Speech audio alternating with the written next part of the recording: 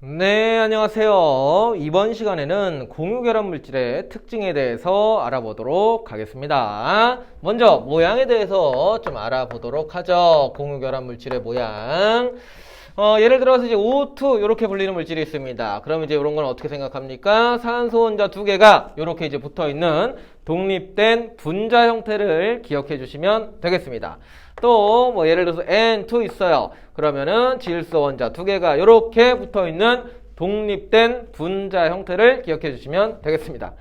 그 다음에 또 이제 뭐 H2O 물 분자죠. 물 분자 어떻게 그립니까? 이런 식으로 독립된 또 분자 형태를 생각해 주시면 되겠고요. 또 뭐 CO2 있습니다. 그러면 이제 탄소 원자 하나에 양쪽에 산소 원자가 이런 식으로 붙어 있는 모양을 생각해 주시면 되겠습니다. 근데 뭐 이런 것만 있는 건 아니고요. 예를 들어서 탄소로 이루어진 다이아몬드 그런 게 있습니다. 그럼 이제 다이아몬드 같은 경우에는 탄소 원자가 지들끼리 공유 결합을 해가지고 이렇게 입체적인 모양을 이룬다라고 좀 생각해 줘야 되는 것도 있습니다.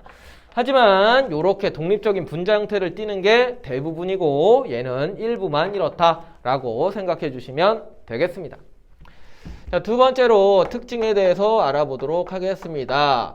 일단은요, 얘네들은요, 녹는 점과 끓는 점이요, 어떨 것 같습니까? 녹는 점과 끓는 점이요, 상대적으로 낮습니다. 상대적으로 낮다라는 것은 이제 이온 결합 물질에 대비해서 좀 낮은 거예요. 왜냐면은 얘네들은 이제 분자 사이에 인력이 있긴 하지만 분자 사이에 인력이 상대적으로 약해요. 누구에 비해서요? 예, 이온 결합 물질에 비해서요. 그래 가지고 얘네들은 녹는 점과 끓는 점이 낮고 상온에서 대부분 액체라든지 아니면은 기체 형태로 많이 존재를 한다라고 기억을 해주시면 되겠습니다. 근데 예외가 있어요. 예, 예를 들어서 이게 대표적인 예시인데 뭐 다이아몬드 이렇게 나온다든지 다이아 또는 뭐 흑연 이런 거 나오잖아요. 얘네들은 상온에서 또 고체입니다. 흑연은 고체 이렇게까지 쓸까요? 이런 거. 다이아몬드 고온결합 물질이고 흑연 고온결합 물질인데 걔네들은 또 상온에서 고체예요. 좀 이렇게 생겼거든요. 흑연은 납작한 이제 판 모양으로 좀 생기고 다이아몬드는 좀 입체적인 덩어리로 생겼는데 얘네들 같은 경우는 녹는 점이나 끓는 점이 좀 높아요. 얘네들에 비해서. 예, 이건 또. 자, 이런 식으로 좀 정리를 해주시면 되겠고요. 두 번째로는요, 전기전도도입니다. 전기전도도. 공유결합 물질은 대부분 전기가 흐르지 않습니다. 대부분 전류가 흐르지 않아요. 대부분은 이래요. 그래서 이제 기본적으로 뭐 고체니 액체니 수용액 상태니 했을 때 그냥 전류 좀 뭔가 잘 안 흐른다. 그러면은 공유결합 물질이라고 좀 생각을 해주세요. 근데 또 예외도 있습니다. 좀 예외가 좀 많아요. 예를 들어서 암모니아, 그 다음에 염화수소, 요런 것들은 또 전류가 잘 흘러요. 어떤 상태에서? 수용액 상태에서. 뭐 이런 예외적인 것들이 있긴 더 있습니다. 몇 개 더 있는데 그런 건 교과서나 학습지 보시고 좀 챙겨 두시기 바랍니다. 일단 이건 대표적인 놈들이에요. 자주 나오는. 자, 그 다음에 물에 대한 용해성도 좀 살펴보겠습니다. 물에 대한 용해성도 좀 살펴보면은 잘 녹는 게 있고요. 잘 녹음, 또 잘 안 녹는 게 또 있습니다.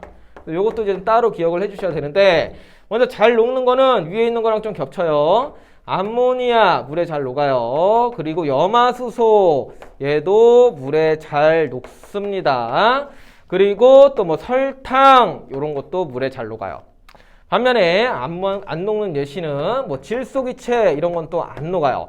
그 다음에 뭐 메테인 기체 이런 것들도 잘 안 녹습니다. 더 있어요. 잘 녹는 것도 있고 잘 안 녹는 것도 있는데 대표적인 걸로 교재에 있는 거 선생님이 몇 개 좀 정리를 해본 겁니다. 근데 요것들은 이제 빈칸을 좀 남겨두시고 이제 학교에서 배우는 내용들 그리고 이제 교과서 프린트물 이런 거에서 추가적인 것들이 있으면은 조금 더 좀 채워주시기 바랍니다. 그래서 좀 암기를 바싹 좀 하고 들어가야지 시험 볼 때 혼란스럽지 않을 겁니다. 자, 일단은 이런 성질들을 좀 하고 좀 이런 식으로 많이 했지만 간단하게 좀 경향성을 좀 정리를 하면은 녹는 점과 끓는 점은 낮다. 전기 전도도는 없다. 물에 녹는 거는 몰라요. 잘 녹는 것도 있고 잘 안 녹는 것도 있다. 뭐 이렇게 기억을 해주시면 되겠습니다. 자, 그다음에 마지막으로 이제 우리 주변에 있는 공유 결합 물질 몇 가지를 좀 살펴보겠습니다.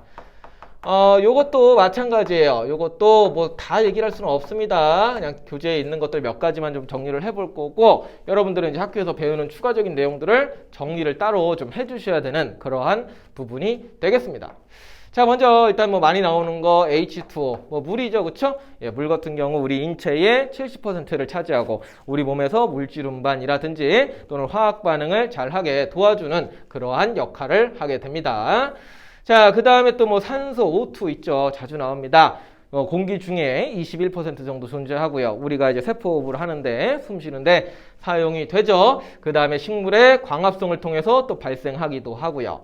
그 다음에 세 번째로는 이제 뭐 CO2 이런 것도 있죠. 우리가 이제 날숨을 통해 가지고 또 바깥으로 배출하고요. 그 다음에 식물들은 광합성을 할 때 반드시 필요한 기체가 되는 CO2. 그 다음에 공기 중에는 뭐 0.03% 존재하는 거 적어놨어요, 프린트에 적어놨으니까요. 그거 한번 좀 읽어주세요. 저는 그냥 좀 말로 좀 얘기를 해보도록 하죠. 그 다음에 또 이제 뭐 어떤 게 있냐면은요, C12, 그 다음에 H22개, 산소 11개, 좀 많죠, 그쵸? 탄소 12개, 수소 22개, 산소 11개가 공유결합을 한 물질이 있습니다. 요거 뭐냐면은, 요거는, 뭐 요거까지는 외울 필요는 없고, 설탕입니다, 설탕. 설탕이라는 한글로 더 많이 표현이 돼요. 설탕, 요거 이제 맛있는 거, 달달한 거죠, 그쵸? 요것도 이제 공유결합 물질이라는 것. 그 다음에 또 이제 뭐 이런 것도 있습니다. C2H5OH. 요거는 좀 알아두셔야 됩니다. 요거는 에탄올이에요. 에탄올. 요거는 반드시 화학식까지 좀 기억을 해주시기 바랍니다. 그리고 요렇게 좀 표현을 해봤는데, 뭐 다른 표현으로는 C2H6O 이렇게 표현할 수도 있어요. H를 안쪽에 넣어가지고. 근데 보통 뭐 요렇게 많이 쓰고요. 요거를 좀 기억을 해주시는 게 더 도움이 돼요. 왜냐면 나중에 이제 산과 염기 배울 때 이 OH 때문에 이게 염기인가 아닌가 이게 막 헷갈리고 그러거든요. 근데 OH 달려있어도 얘는 공유결합 물질이다. 그리고 중성 상태의 물질이다. 좀 생각해 주시면 되겠고요. 술에 들어가는 겁니다. 술에 들어가갖고 취하게 만드는 거죠. 그 밖에 이제 여러 가지 또 공유결합 물질들이 다양하게 있습니다. 그래서 이 부분도 여러분들이 조금 스스로 정리를 해 주셔야 될 그런 부분이 되겠습니다. 간단하게 공유결합 물질의 특징에 대해서 알아봤는데요. 참고를 잘 해주시고 한번 쭉 읽어보시기 바랍니다. 이번 수업은 여기까지 하도록 하죠.